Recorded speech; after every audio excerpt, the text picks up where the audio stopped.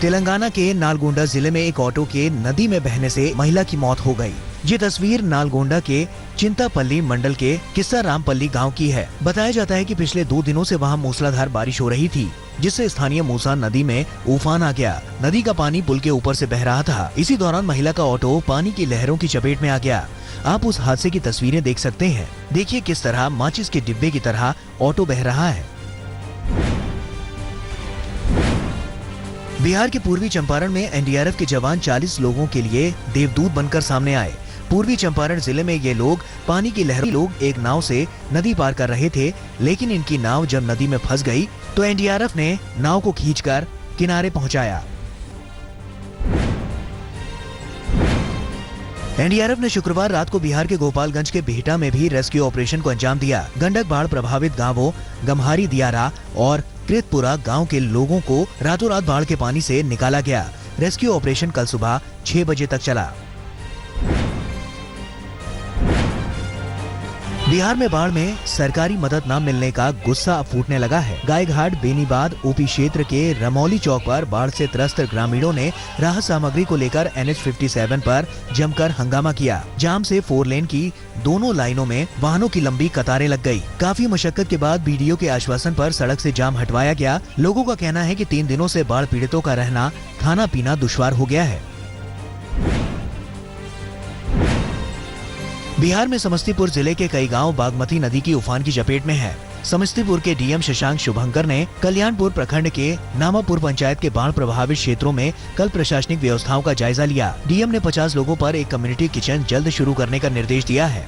लोगों की दिक्कतों को देखते हुए इलाके में ज्यादा से ज्यादा निःशुल्क नाव चलवाने के निर्देश दिए हैं।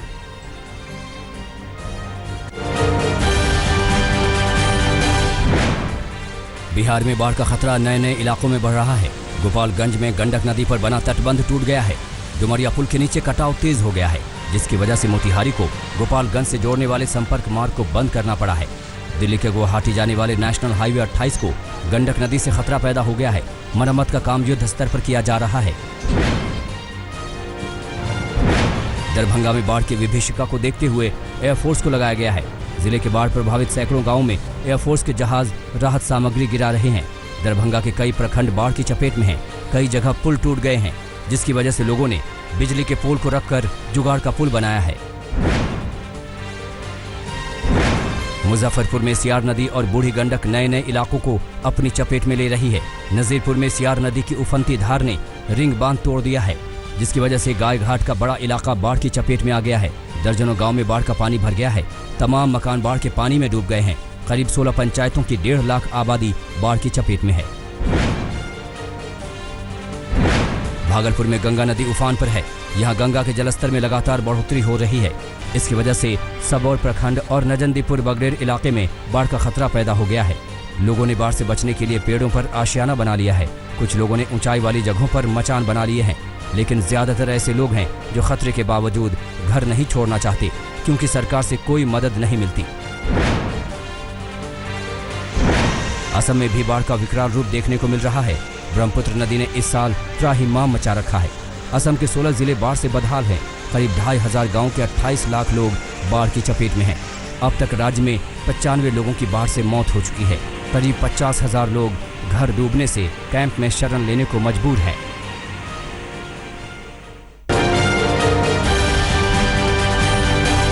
LAC पर हॉट स्प्रिंग से चीनी सेना पीछे हट गई है, लेकिन पेंगोंग को लेकर गतिरोध बना हुआ है। इन मुद्दों को लेकर अगले हफ्ते सैन्य कमांडर स्तर की बैठक हो सकती है। बता दें कि पेंगोंग और हॉट स्प्रिंग ऐसे इलाके हैं जहां पर दोनों सेनाएं आमने सामने हैं।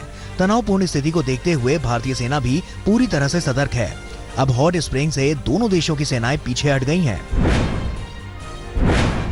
आज देश भर में करगिल दिवस मनाया जा रहा है। 26 जुलाई 1999 के दिन सेना ने ऑपरेशन विजय को पूरा कर घुसपैठियों को निकालने में कामयाबी हासिल की थी।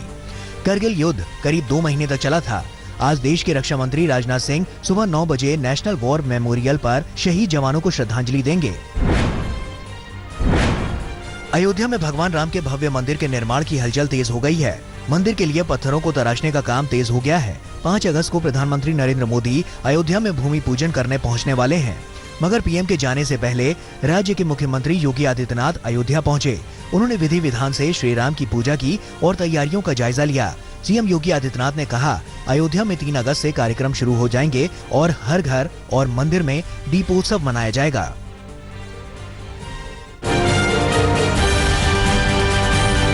राजस्थान का सियासी खेल अब राज्यपाल के इर्द गिर्द घूम रहा है। सीएम अशोक गहलोत लगातार विधानसभा सत्र बुलाने पर अड़े हुए हैं। राजस्थान कैबिनेट ने एक बार फिर सत्र बुलाने को लेकर प्रस्ताव पारित किया।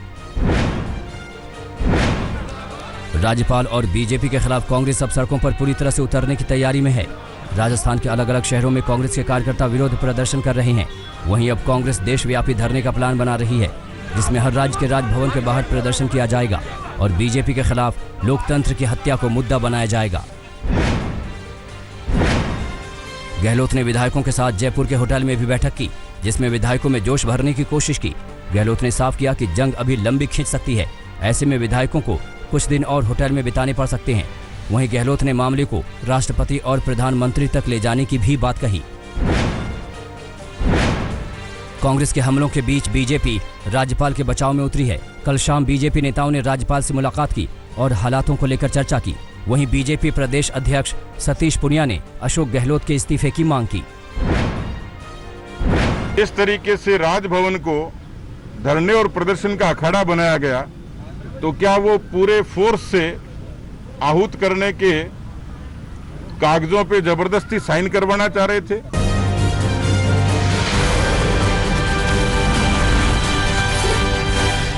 कोरोना संक्रमित हुए मध्य प्रदेश के सीएम शिवराज सिंह चौहान की सेहत सामान्य है। अस्पताल की ओर से जारी हेल्थ बुलेटिन के मुताबिक शिवराज के सभी जरूरी टेस्ट कर लिए गए हैं और रिपोर्ट में कोई गड़बड़ी नहीं मिली। शिवराज सिंह को भोपाल के चिरायू अस्पताल में भर्ती कराया गया है। उन्होंने खुद ट्वीट कर अपने कोरोना पॉजिटिव होने की जानकारी दी थी। मध्य प्रदेश के कृषि मंत्री कमल पटेल ने भी खुद को क्वारंटीन कर लिया है। सीएम शिवराज के कोरोना पॉजिटिव होने के बाद उनका भी टेस्ट किया गया है। कृषि मंत्री भी उस कैबिनेट बैठक में शामिल थे, जिसमें मंत्री अरविंद भदौरिया और सीएम शिवराज मौजूद थे। इसी के बाद अरविंद भदौरिया की कोरोना रिपोर्ट पॉजिटिव आई थी। शिवराज सिंह ने खुद को पॉजिटिव होने के बाद अपने करीब आए लोगों को टेस्ट करवाने की नसीहत दी थी। शिवराज सिंह के कोरोना संक्रमित होने पर सभी पार्टियों के नेताओं ने उन्हें जल्द स्वस्थ होने की शुभकामनाएं दी हैं, लेकिन पूर्व सीएम कमलनाथ ने शुभकामनाओं के साथ उलाहना भी दी है। कमलनाथ ने कहा है कि हमारी सरकार के दौरान शिवराज कोरोना को नाटक और सत्ता बचाने का हथियार बताते थे। कमलनाथ के मुताबिक अगर शिवराज बीमारी को मजाक में नहीं लेते तो शायद इससे बचे रहते। वहीं दिग्विजय सिंह ने भी तंज कसते हुए कहा कि सोशल डिस्टेंसिंग के मामले में उनके ऊपर केस दर्ज कर लिया गया था, लेकिन सीएम पर कैसे करते। कभी शिवराज सिंह के समर्थक रहे कंप्यूटर बाबा ने शिवपुरी में शिवराज के खिलाफ लोकतंत्र बचाओ यात्रा निकाली। कंप्यूटर बाबा पूरे मध्य प्रदेश में इसी तरह सरकार का विरोध कर रहे हैं। यात्रा के दौरान उन्होंने कांग्रेस छोड़कर बीजेपी में जाने वाले नेताओं को गद्दार करार दिया। दिल्ली के बुराड़ी इलाके में केजरीवाल सरकार ने नए अस्पताल का उद्घाटन किया, लेकिन इस मौके पर जमा हुई भीड़ कोरोना बचाव के सारे नियमों से बेपरवाह नजर आई। अस्पताल में स्वास्थ्य मंत्री सत्येंद्र जैन की मौजूदगी में सैकड़ों लोग जमा हुए और एक दूसरे से दूरी का ख्याल नहीं रखा। मुख्यमंत्री अरविंद केजरीवाल इस कार्यक्रम में वीडियो कॉन्फ्रेंसिंग के जरिए जुड़े। दिल्ली में नॉर्थ एमसीडी के मेयर ने जल भराव वाले इलाकों में पानी में खड़े होकर सीएम केजरीवाल के खिलाफ नारेबाजी की। मेयर का आरोप है कि केजरीवाल सरकार के इशारे पर उनके इलाके में काम नहीं हो रहे हैं। मेयर ने सीएम आवास के बाहर धरने पर बैठने की चेतावनी भी दी। महाराष्ट्र में कोरोना संक्रमण के आंकड़ों में शनिवार को मामूली गिरावट आई। पिछले कुछ दिनों से रोजाना करीब 10,000 नए मामले सामने आ रहे थे, लेकिन शनिवार को नए मरीजों की संख्या 9,251 रही। वहीं 24 घंटे में 257 कोरोना मरीजों की मौत हो गई। महाराष्ट्र में रिकवरी रेट करीब 57% है, जो राष्ट्रीय दर से कम है। उद्धव सरकार ने कोरोना संकट के दौर में स्कूली छात्रों को राहत देने का फैसला किया है। महाराष्ट्र शिक्षा बोर्ड ने पहली से 12वीं कक्षा तक के पाठ्यक्रम में 25% की कटौती कर दी है। वैसे तो देश भर के स्कूल फिलहाल बंद हैं, लेकिन ऑनलाइन क्लास के जरिए बच्चों का पाठ्यक्रम पूरा करने की कोशिश की जा रही है। महाराष्ट्र सरकार के इस फैसले से बच्चों और शिक्षकों का तनाव कुछ कम होने की उम्मीद है। दिल्ली में 24 घंटे में कोरोना के 1,142 नए मरीज सामने आए हैं, जबकि 29 कोरोना मरीजों की मौत हो गई। राजधानी में कोरोना के कुल मामले 1,30,000 के करीब हो गए हैं। ताज़ा आंकड़ों के मुताबिक इस वक्त दिल्ली में 704 कंटेनमेंट जोन हैं। आंध्र प्रदेश में कोरोना संक्रमण ने तेजी से रफ्तार पकड़ ली है। शनिवार को प्रदेश में 7,813 नए मरीज सामने आए, जबकि 52 मरीजों ने दम तोड़ दिया। आंध्र प्रदेश में कुल मामले 88,000 से ज्यादा हो चुके हैं। आंध्र प्रदेश के अलावा दक्षिण भारत के बाकी राज्यों में भी कोरोना संक्रमण तेजी से बढ़ रहा है। तमिलनाडु में शनिवार को 6,988 नए मामले दर्ज हुए, जो अभी तक का सबसे बड़ा आंकड़ा है। शनिवार को तमिलनाडु में 89 कोरोना मरीजों की मौत हो गई। वहीं कर्नाटक में शनिवार को 5,000 से ज्यादा नए मरीज सामने आए। इनमें से सबसे ज्यादा 2,036 मरीज बेंगलुरु में आए।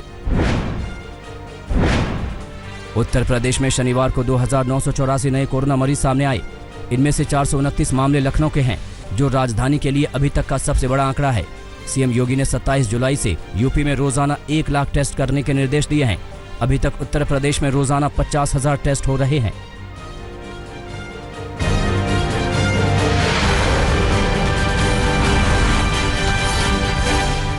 मेरठ डबल मर्डर केस में पुलिस मुख्य आरोपी शमशाद के करीबी नकुल को गिरफ्तार किया है।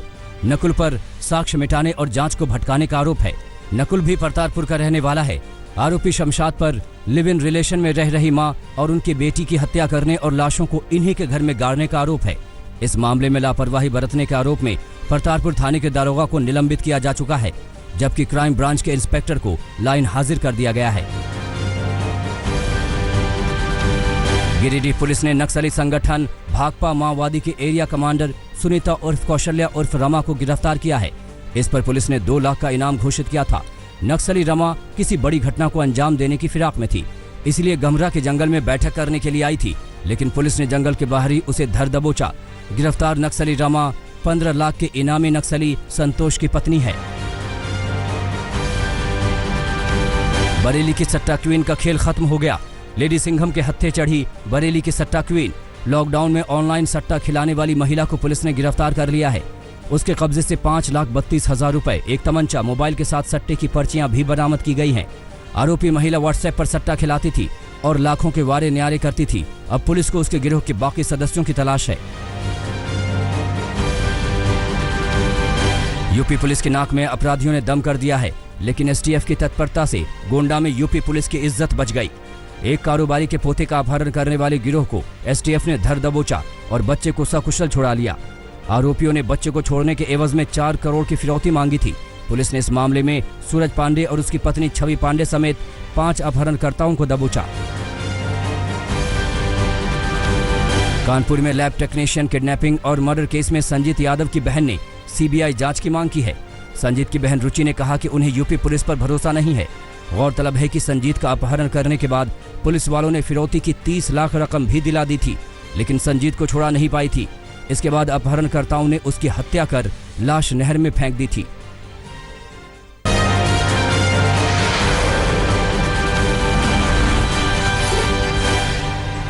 दिल्ली के सोनिया विहार में बदमाशों ने एक कारोबारी को सरेआम लूट लिया। लूट की वारदात पास में लगे सीसीटीवी में कैद हो गई। 2 बदमाशों ने इस वारदात को अंजाम दिया। पुलिस सीसीटीवी की मदद से बदमाशों की धरपकड़ में जुटी है। झालावाड़ में पुलिस ने 3 चोरों को गिरफ्तार किया है। तीनों की गिरफ्तारी के बाद पुलिस ने 30 लाख की चोरी का खुलासा किया है। इनके पास से 12,70,000 रुपए नकदी और सोने चांदी के जेवरात बरामद किए गए हैं। 16 जुलाई को चोरों ने एक घर में घुसकर अलमारी तोड़ी थी। कैश और नकदी लूट कर फरार हो गए थे। फतेहाबाद में बाइक सवार बदमाशों ने शराब ठेके पर लूट के इरादे से धावा बोला। पिस्तौल दिखाकर काउंटर से 24,000 रुपए लूट लिए, लेकिन थोड़ी देर में बाइक बंद हो गई। आस पड़ोस के लोगों ने दौड़ाकर एक बदमाश को पकड़ लिया और जमकर धुनाई की।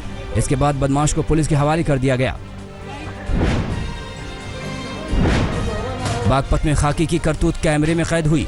पुलिस ने मारपीट के मामले में एक आरोपी को गिरफ्तार किया था, लेकिन थाने में दरोगा ने उसे 3rd डिग्री का टॉर्चर किया। उसे बेरहमी से पट्टे से पीटा गया। किसी ने इसका वीडियो बनाया और वायरल कर दिया। अब एडीजी ने 3rd डिग्री देने वाले दरोगा के खिलाफ जांच के आदेश दिए हैं। नोएडा में एक शख्स ने 18 महीने की बच्ची को उठाकर फेंक दिया, जिससे उस नन्ही जान को गंभीर चोट आई। तड़पती बच्ची को अस्पताल ले जाया गया, लेकिन बचाया नहीं जा सका। दरअसल पति पत्नी के बीच झगड़ा हुआ था। इसी से नाराज पति आपा खो बैठा और गुस्से में बेटी को फेंक दिया। पत्नी की शिकायत पर पुलिस ने आरोपी पति जमशेद को गिरफ्तार कर लिया है।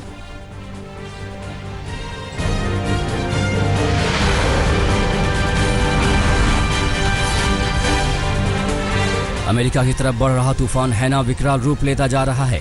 टेक्सास में इसके लैंडफॉल की चेतावनी जारी कर दी गई है। इसमें 100 किलोमीटर प्रति घंटे की रफ्तार से हवा चल रही है। साथ ही समुद्र में ऊंची लहरें उठ रही हैं। ईरान से चल रहे विवादों के बीच अमेरिकी मिलिट्री चीफ अचानक इजराइल पहुंच गए, जहां उन्होंने इजरायली मिलिट्री और इंटेलिजेंस के उच्च अधिकारियों से मुलाकात की।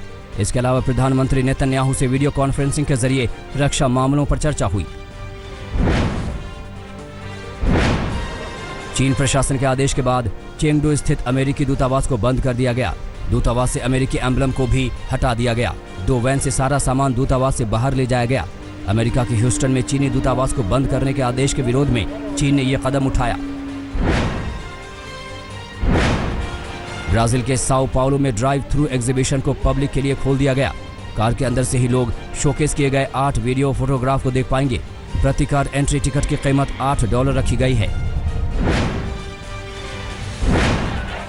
चीन सीमा से लगे रूस के खबरोस्क क्षेत्र के गवर्नर की गिरफ्तारी के विरोध में पुतिन के खिलाफ बड़ा प्रदर्शन हुआ। 15,000 से ज्यादा प्रदर्शनकारी सड़कों पर उतरे, जो गवर्नर की रिहाई की मांग कर रहे हैं। नमस्कार, मैं हूं अंजना ओम कश्यप। हमें उम्मीद है ये वीडियो आपको पसंद आया होगा। लेटेस्ट खबरों के लिए यूं ही देखते रहिए आज तक, और इस वीडियो के पसंद आने पर लाइक, शेयर एंड सब्सक्राइब करना ना भूलें।